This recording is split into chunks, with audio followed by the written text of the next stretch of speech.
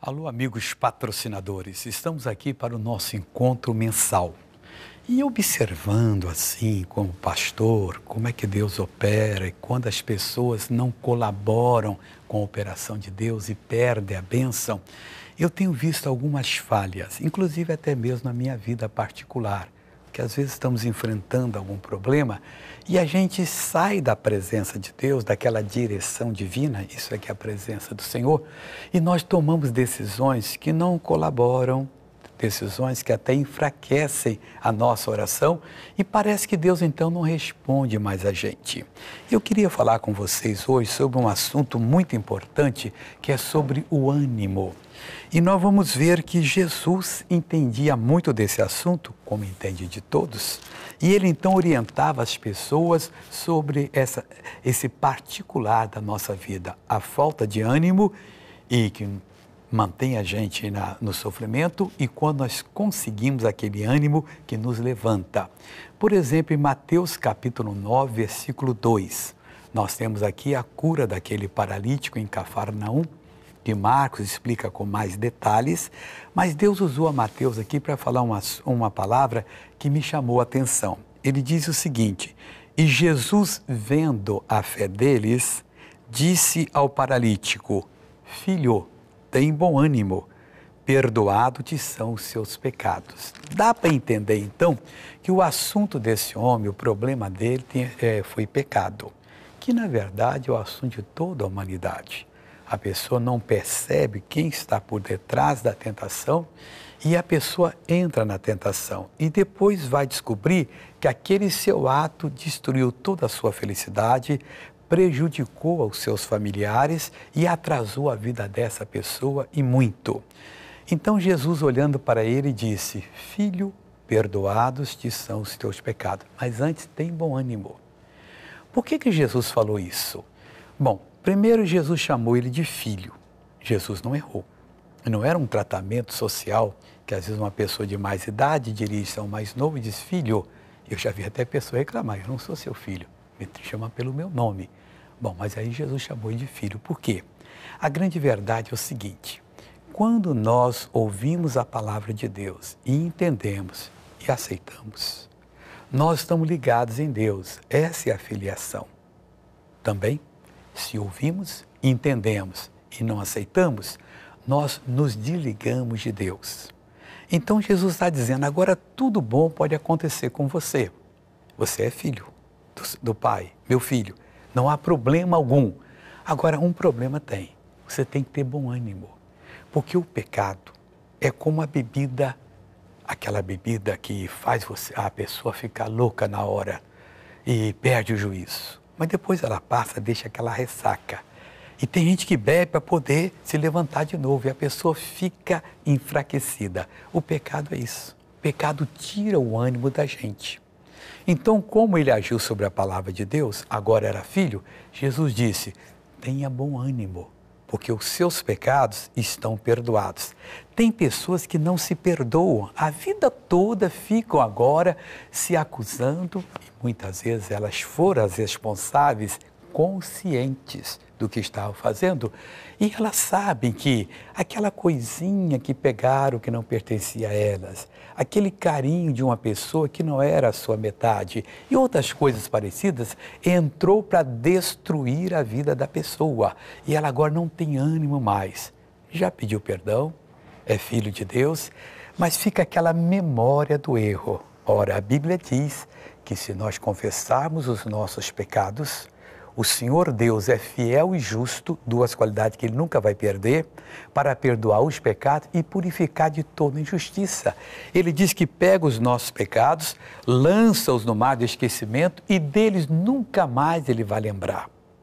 Então, depois que você sentiu Deus, confessou, você tem que ter bom ânimo. Tem que buscar esse bom ânimo.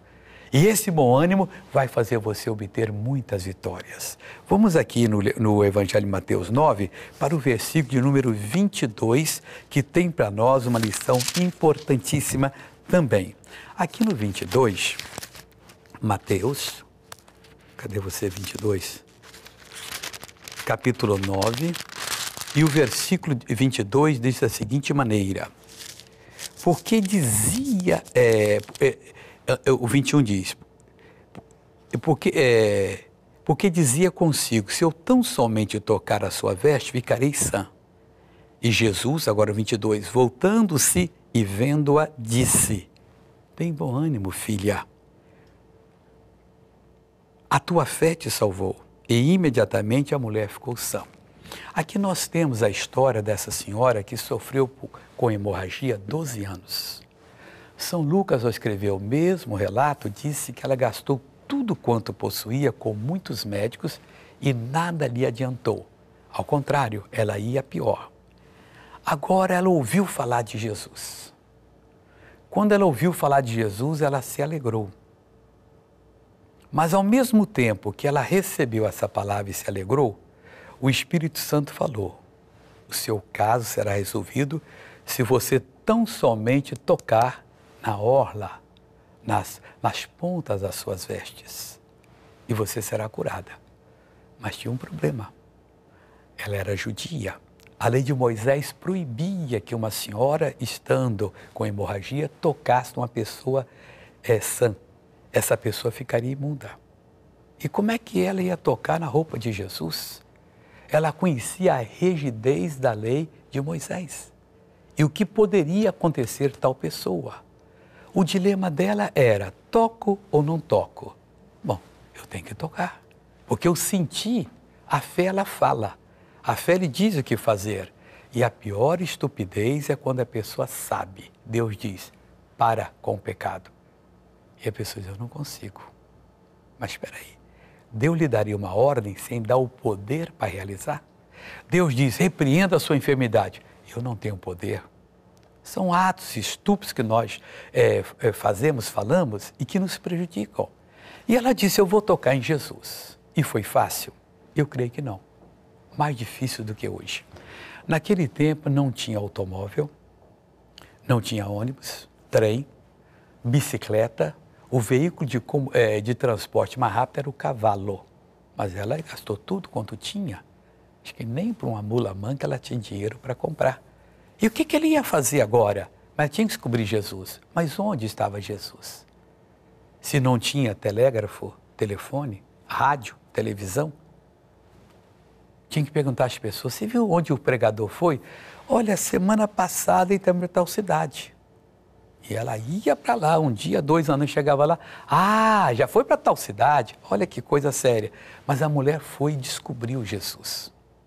E ele ia no meio de uma multidão que apertava, encostava e tal. E ela sabia: eu tenho que tocar, mas eu vou evitar porque eu não quero contaminar ninguém. A lei nossa proíbe. E ela foi, Deus foi abrindo a porta. Todo mundo que é revelado por Deus, pode ter certeza, Deus abre a porta. De repente, ela estava ao lado do mestre, abriu uma falha e a roupa dele tremulou. Ela tocou e saiu. Quando ela saiu, ela sentiu que a sua hemorragia parou. E ficou bem lá no meio do pessoal. E Jesus parou e começou a perguntar assim: quem foi que me tocou? Ô mestre, a multidão te aperta e tu dizes quem te tocou. Os discípulos disseram para Jesus. Ficaram tão incomodados. Alguém me tocou. Mas mestre, o senhor te machucou? Não, foi outro toque. Eu senti que de mim saiu virtude. E eu quero essa pessoa. Quando Jesus está inquirindo algo de nós, nós não devemos nos fechar. Abra, porque Ele tem bênção para dar. E agora, conto ou não conto? Porque Ele pode me repreender. Como é que eu, mulher, pela lei de Moisés imunda, toquei nele, que é puro? E agora? Ele está imundo? Como é que Deus vai ficar imundo? Deus é santo. Nada se pega em Deus. Não tem maldição contra Deus. Não tem nada que se pegue em Deus. Nem naquela pessoa que é de Deus, hein? Aquela pessoa que é de Deus deve andar pura diante do Senhor, cumprindo a palavra de Deus, sem nenhum rancor, ódio no coração, porque o inimigo não vai conseguir tocar nela. E ela então: mas eu tenho que tocar, eu tenho que confessar. E a coisa ficou chata ali e tal. E ela então veio, Marcos fala sobre isso, ela prostrou-se diante de Jesus e contou toda a verdade, tintim por tintim. Aí Jesus deve ter dado um sorriso para ela e disse, filha, o que ele falou aqui? Marcos 9, 22. Vamos ver direitinho aqui, para nós não sentar a palavra. O que é que Jesus disse para ela? Ele foi e falou da seguinte maneira, e Jesus voltando e vendo-a, disse, tem bom ânimo, filha. Toda pessoa que age na palavra de Deus está ligada em Deus, é um filho. Vem a herança, vem a paz, vem a bênção. Toda pessoa que se desliga da palavra de Deus, vem a maldição.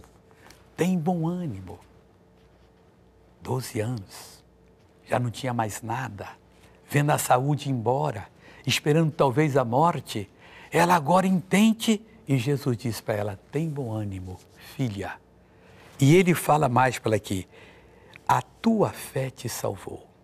Você não somente foi curada desse mal, o diabo perdeu o poder de tocar em você. A partir de agora você está livre completamente, não só curada da hemorragia.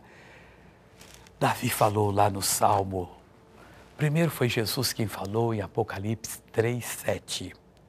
Eu sou o santo, o verdadeiro. Ao anjo da igreja de Filadélfia escreve assim, diz o que é santo, que é verdadeiro e que tem a chave de Davi, o segredo da vitória. E Davi explicou um pouco dessa chave no Salmo 3, versículo 3, dizendo, o Senhor é um escudo para mim. A partir desse momento, essa mulher tinha o Senhor como escudo. Meu irmãozinho, se você tiver o Senhor como escudo, o demônio pode tentar fazer o que quiser. Ele não vai conseguir tocar em você. Por quê? O Senhor, ele é intransponível, impenetrável. O demônio manda aquela seta mais venenosa, cheia de fogo, ela bate no escudo e Deus diz a Bíblia que Deus é um fogo consumidor. Esse é o Deus que nós temos. E ele vai queimar tudo, vai cair só carvão lá no chão, só cinza. Não vai sobrar nada mais. Esta mulher então contou para Jesus e disse, tem bom ânimo, filha, a tua fé te salvou. Olha que alegria que a mulher deve ter sentido. E diz aqui a palavra de Deus que imediatamente ela ficou sã. Acabou. Era uma outra mulher. Antes derrotada e coitada, estava indo embora. Agora não. Era uma pessoa que sabia que podia viver até o último dia que Deus marcou para ela, de cabeça erguida, vencedora, e tudo que ela perdeu até ter recuperado em dobro, porque esta é a medida de Deus. Irmãozinho e irmãzinha que está me ouvindo, todos os meses eu tenho aqui uma palavra com você. O segredo é ter ânimo. E esse ânimo é de Deus, não é um ânimo que o homem produz. É uma faísca do amor de Deus que bate e você já é uma outra pessoa. Você toma posse da bênção. Vamos para Mateus 14, 27. Aqui nós temos Jesus andando sobre o mar. Coisa séria. Ele estava com o pessoal e terminou o culto e disse, olha, entra no barco, vamos atravessar o mar para o outro lado e eu não vou com vocês não, eu vou subir o monte que eu vou orar. E foi para lá. Você vê que Jesus orava, hein? E tem gente que não ora nunca, aquela oração que encontra Deus mesmo. Anoiteceu, Jesus estava lá orando e continuou orando e foi passando. E o vento virou o contrário e o barco não tinha progresso. As ondas eram grandes, quase viravam um barco. E quando, pela quarta vigília da noite, você sabe que anoitece mais ou menos 6 horas, né? Quarta vigília era entre 3h30 e 4 da manhã. Aí Jesus veio encontrá-los. Que noite, hein? De 6 à meia-noite, 6 horas lá, tentando remar, não conseguia. Mais ou menos 9h30, 10 horas, esse homem estava ali em desespero. E quando eles viram, no meio da tempestade, uma figura estava andando sobre as águas. Eles não estavam em espírito, porque se tivessem, já tinham resolvido o problema da tempestade no início. A nós foi dado o poder para representar Jesus. Jesus disse, tudo que você determinar em meu nome, eu o farei. Eles deveriam ter usado o nome de Jesus e repreendido a tempestade. Não o fizeram. Agora, quando vem aquela sombra, gritar apavorado, é um fantasma. E sabe o que Jesus falou para eles? Está aqui no versículo, eu estou falando de Mateus 14, no versículo de número 27. Jesus, porém, lhes falou logo, dizendo: tende bom ânimo, sou eu, não temais. Amiguinho, amiga, todos nós agora, não importa se a tempestade está forte, e parece que agora o comandante das trevas vem, Deus só permite que venha ao nosso encontro a própria pessoa dele. O dia que você creu em Jesus, você passou a ser propriedade divina.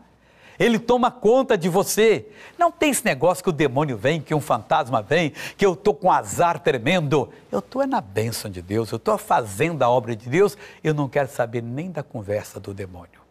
Tem de bom ânimo, Jesus disse. E por que ele falou isso? Ele falou, tem de bom ânimo, sou eu, não tem mais. Meu amiguinho, quem tem Jesus na vida, quem tem o Senhor Jesus como seu Salvador, não tem que ter medo. Age o que houver, ameaça que for que apareça, você tem Jesus. É Ele que vem ao seu encontro. Agora, eu não sei o que mais vou fazer. Eu vou saudar Jesus. Nesse momento, Ele está dirigindo-se a você. Você pode crer agora que o Senhor não vai lhe abandonar de jeito algum. Vamos agora para o Evangelho de Marcos capítulo 10. Nós temos aqui o caso de Bartimeu, o mendigo. Isso começa lá, Marcos 10, lá pelo versículo 40 e alguma coisa. Eu já digo a você direitinho aqui qual é o versículo. Marcos 10.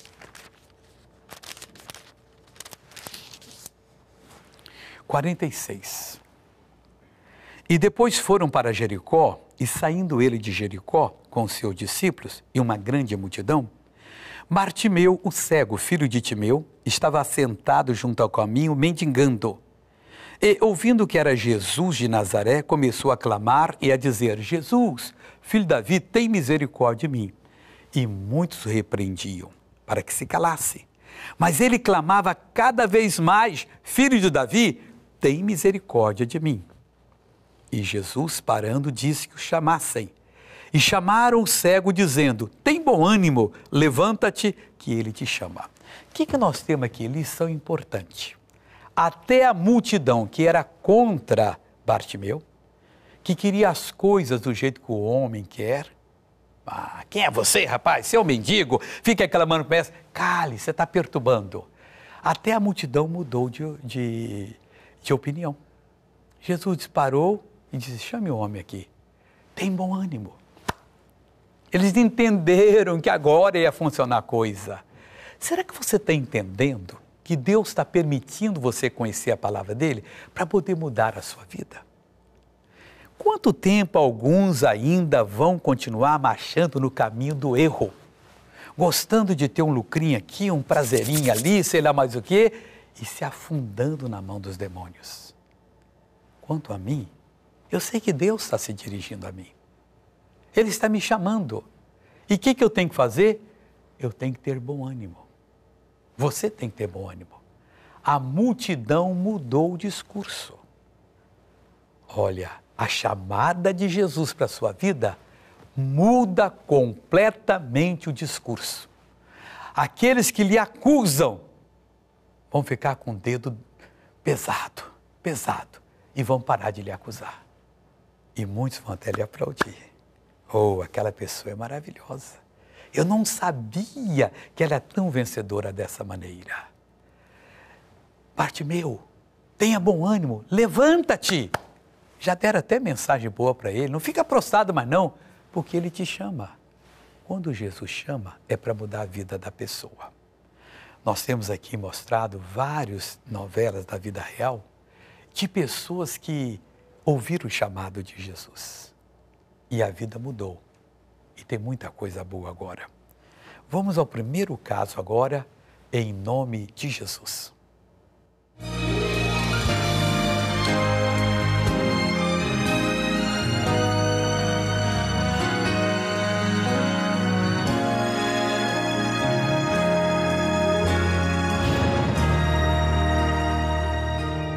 Pedir para Deus me abençoar com um emprego bom e com um salário bom. Mas ao longo dos tempos, como faz tempo que eu estou trabalhando já nessa empresa, eu vi que as coisas foram se defasando, né? De acordo com a inflação, os juros, né? E os preços foram subindo. Então você não pode ter um salário, né, pequeno e as coisas subindo. Você vai ficando cada vez inferior e para trás. Então o meu salário foi ficando defasado ao longo dos tempos. A gente queria ter algumas coisas, comprar alguns móveis, algumas coisas e não dava, né? Só dava pro gasto do mês mesmo. Tava bem complicado. Kleber passa 3 longos anos com o salário defasado. E em meio à dificuldade, ele é chamado para patrocinar o Show da Fé. O chamado do patrocinador foi bem impressionante o que aconteceu, porque eu estava ganhando pouco. E Deus chama eu, mesmo ganhando pouco, né? Eu falei para a esposa, puxa vida, Deus colocou um valor aqui no meu coração. E eu pensava, acho que vai faltar se eu patrocinar a obra do Senhor. Eu, na verdade, eu não tinha esse dinheiro, mas eu resolvi aceitar esse chamado. E eu sempre dizia,